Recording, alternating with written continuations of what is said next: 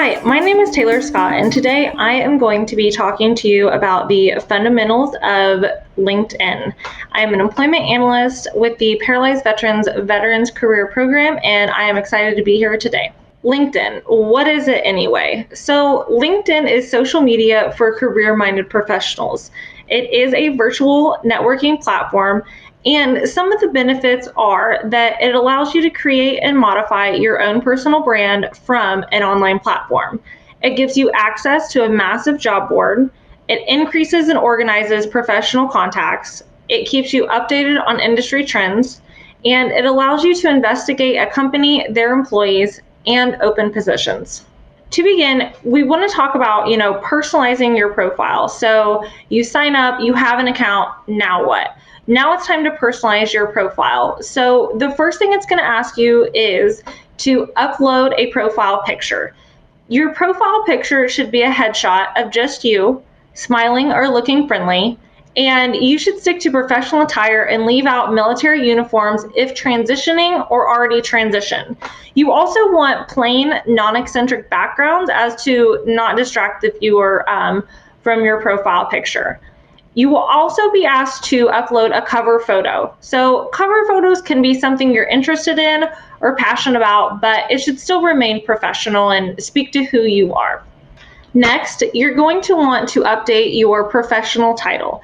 So the professional title does not have to be your current or previous job title, but it should highlight your experience or specialties. The professional title should be tailored to the industry you currently work in or the industry you are trying to work in. And you can choose how you want to be seen by employers. So in the example, I have a transitioning service member who has picked up a few skill sets in the military that he's also going to use towards the civilian, sector. So for his professional title, we have operations manager, project manager, and technology management, because those, are some of the stuff that he did in the military, and also, where he's trying to get a job at in the civilian world. Next, your About Me section. It should be about, who you are, your experience, and any noticeable accomplishments that you have. It is a great place to highlight certifications or clearances. And essentially, your About Me is your online elevator pitch or your 30-second commercial, right? So it just tells a little bit about you. You can also add media if you would like, and to show some of the things that you've been doing. So, this veterans About Me section says, lead operations manager and military veteran with over 5 years of combined experience. It tells who he is. He's accomplished measurable results while leading teams of 50 in a dynamic, fast-paced environment. And then he goes on to list a couple of his top skills. He lists, he restates that he has a degree, a clearance, things like that. So your About Me can be pretty subjective, but it should also be pretty inclusive to, who you are and your background.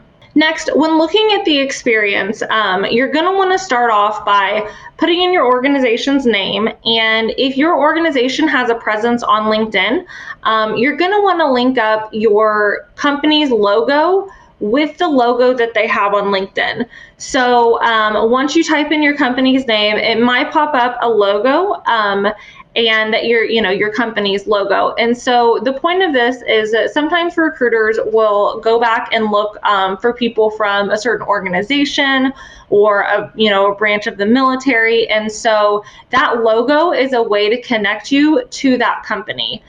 So if there is a logo, always make sure you're typing in your company's name correctly and connecting it to that logo. For the experience section, so veterans can use both their military job title and their translated civilian job title. So not all the time, military members are going to have job titles that make sense in the civilian world. So you can use a translated civilian job title like operations manager, and then if you want to put in parentheses your military job title next to it, so captain or platoon commanders, something like that. And then for your experience underneath, this experience can either be explained in bullet point or paragraph format, but it should still highlight your accomplishments. And so just like on your resume, you're going to want to put it in kind of an X, Y, Z format. So accomplish X by doing Y, resulting in Z. So, and looking at, example, action, result, or the STAR method, or, basically just showing measurable results and, what you have achieved. Next, when looking at the education, it's pretty much the same. You're going to link up all your link up your schools to the logos. So if somebody wants an alumni from a certain, college, that's a great way to show that, and to show them. And the education section allows you to also give a brief summary of your coursework. So I like this about this, part of LinkedIn, because let's say that you're going to school and you're trying to change careers, so you're going to school. So let's say in the military, you don't have any engineering background, but you're going to get your bachelor's in engineering. So you can actually talk about your education and what you're kind of doing there, what your degree's about, and make it a little bit more relatable to, your future career goals. And you can show that, yes, I am working on, this degree for this type of role in the future. You can also add volunteer experience. Your volunteer experience can be used to highlight unpaid accomplishments and experience. So just like with your, paid work experience, when you add a volunteer section, underneath you can still put bullet points, right? So within this volunteer, career path, if you have done things that are, significant, or you want to highlight the task that you have done, go ahead and fill that in just like you would your regular work history. And you can also do a skills and endorsement section. So you can fill up 50 skills. I recommend filling up all of them. A lot of times recruiters will use those to search for, certain individuals with certain skill sets. So definitely fill up all 50 skills. You can now take skills tests. So within some of the skills, they'll ask you, do you want to show your proficiency? And you can actually take a skills test. And it never hurts to ask for endorsements either. So if you have done work for somebody, or you have worked for somebody, or anything like that, you can ask for an endorsement, and they will come on and, talk about the great job that you've done, and how they recommend you to other people. And so that's, can be really important for future employers to see too.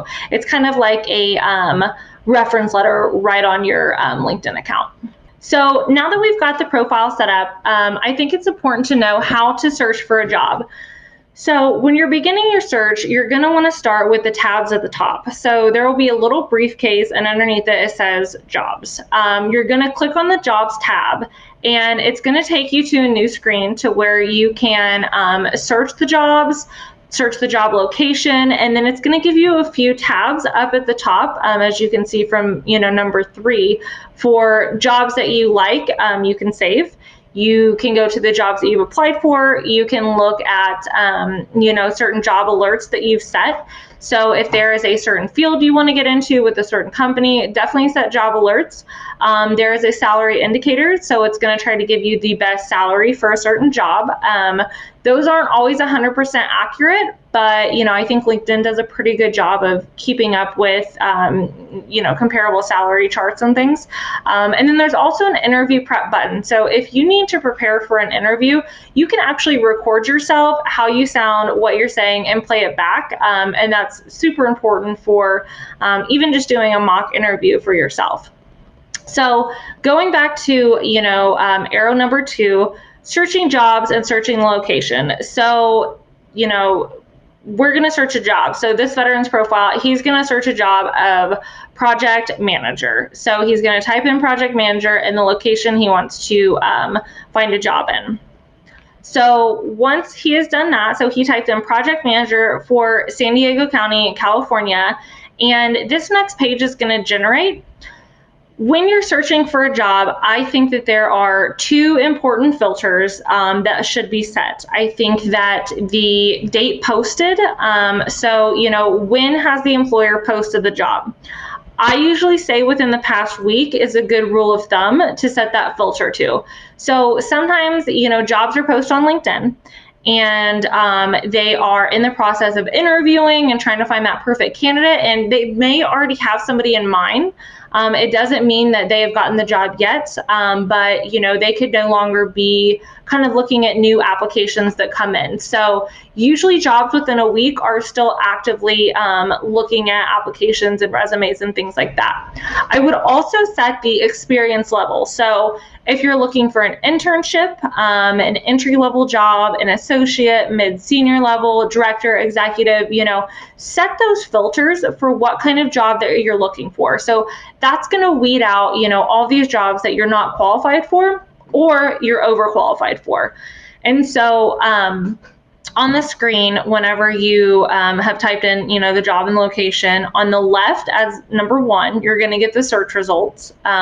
Number 2, the arrow is pointing, you will actually be able to see the job description on the right side. So you can scroll through there, see what the qualifications are. And then number 3, that's where you're going to find all of the filters.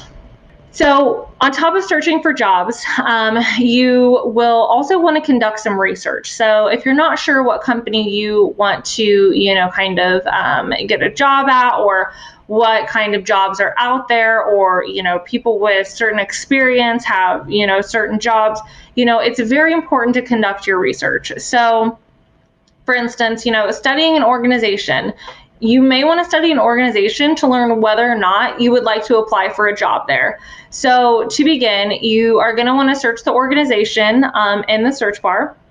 And once you do that, their page will come up. You can use informational tabs as shown by number 2 to learn about who they are, any posts they've made, some jobs that they may have available, and then some other like live, people, events, videos. Number 3 is arrow number 3 points to the people button. So there is a people's tab, and then it usually says like, so-and-so and all these other connections work here, or it'll say, 500 employees on LinkedIn. So either one that you click on is going to bring you up to a list of people, and you can connect with these people and ask them for informational interviews if it's a company that you're interested in. For example, networking and searching for employees or connections. So as well as the company, you can also look up people through the search bar or company profile. You can, so when you search somebody and, or if you click on like the people button and all these lists of people come up, you're going to be able to see their job title, their mutual connections, where they're at physically, where their location setting is at, and their profile. So, just seeing a little bit about who they are. You can ask to connect or follow those in the industry that you wish to work in. And, always include a note when requesting to connect. And a good example of this note, something that I have typed out before. So if you're inviting somebody to connect, you may want to say something like, hey, I am a transitioning service member, working with a member of your team. This is how I know you. This is why I want to connect. Have a great day. Anything like that. What you don't want to do is just ask them a very simple, broad question, right? So, hi, how are you doing? A lot of people don't necessarily have, the time to sit and respond to everyone. And so I think it's better to be direct, right? So, why you're connecting with them, and, if you can help them with something, or they can, potentially help you with something. So be pretty direct in the notes that you're sending. Also, I would, post whenever you're networking, you're going to want to post and share content that is meaningful to you or relevant to the industry you wish to work in. So that being said, engage others on their posts. So stating your viewpoints or perspective on something that they've posted, congratulating others when they start a new job, thanking them for their service, giving kudos. But just remember, when you are interacting, must remain professional. So employers all over can see the content that you post, especially if let's say you comment on a really popular post, that's going to generate more and more, right? So a good example of, commenting on somebody's post. So this veteran is looking at something that we have shared about a virtual session coming up in one of our veteran career lives. So, he looked at the post and he wanted to reply with something engaging. So, thank you for continuing to host and share these virtual sessions. My busy schedule makes it hard for me to join informational events, so these webinars are perfect during my transition. Looking forward to tuning in. So, it's positive, it's engaging. He is telling a little bit about himself. So, and it remained professional.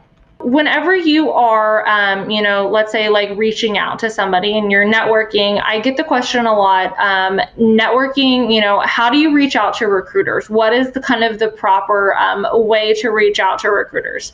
So I have an example of, a good way to reach out to a recruiter and a not so good way. So let's say that you apply for a job and you want your resume to be seen by a recruiter and you want to advocate for yourself and kind of make your own referral. So you add a recruiter and you send them a note, something that you can say that is to the point, professional, and helpful. So for instance, dear recruiter, I'm reaching out today because I've applied for the IT operations manager position, job ID 7765. I feel that I would be a great fit for this role based off of my 7 years of operations management experience in the United States Marine Corps and my bachelor's degree in computer science. So he stated why he's reaching out, why he would be a good fit for that position, and a thank you, right?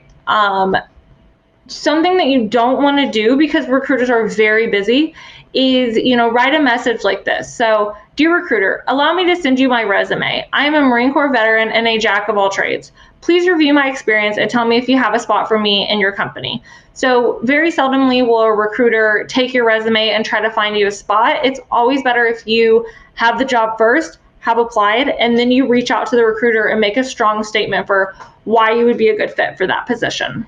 One of the final things I want to talk about too is, LinkedIn etiquette.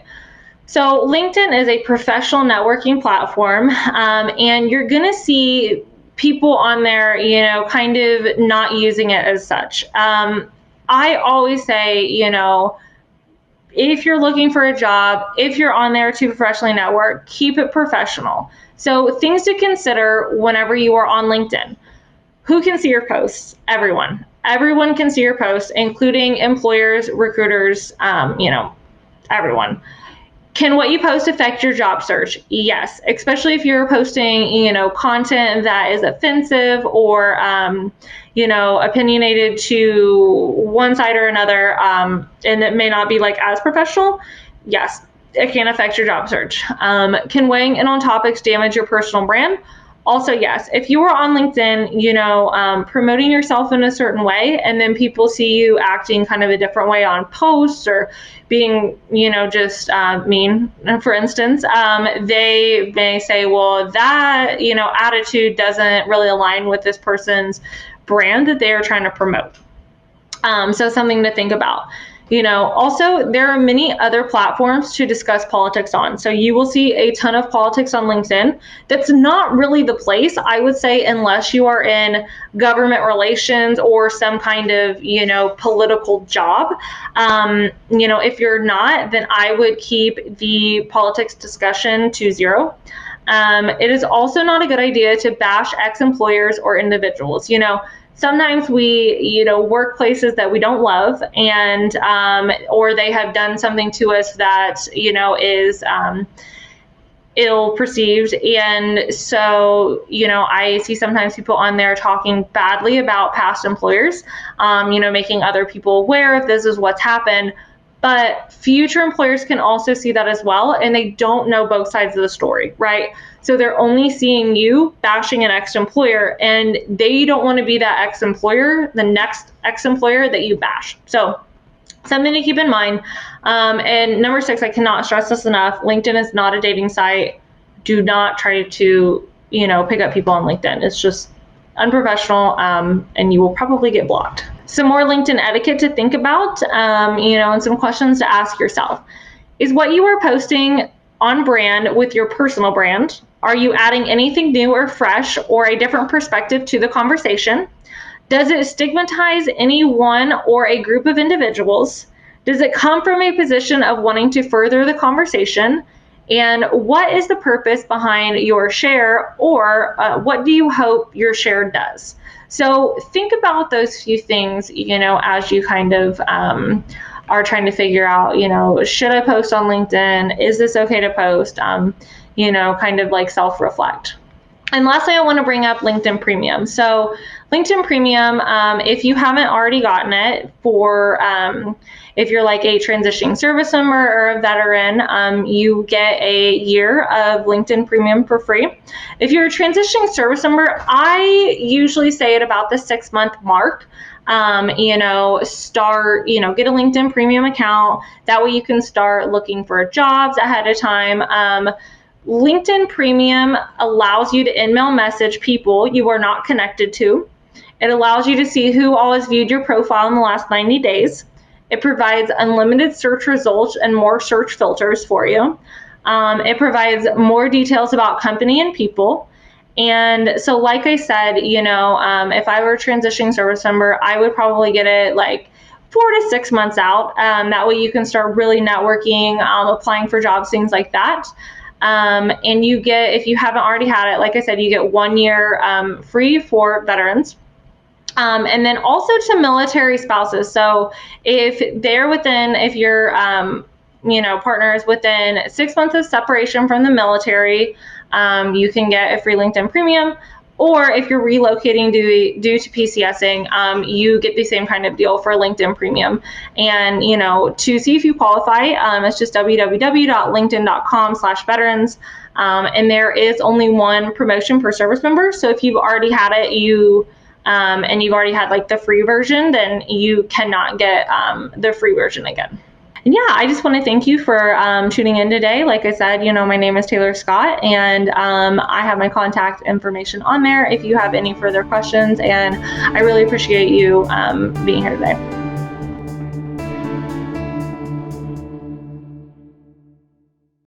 Since 1946, PVA has been the leading advocate for veterans with spinal cord injuries and diseases such as MS and ALS.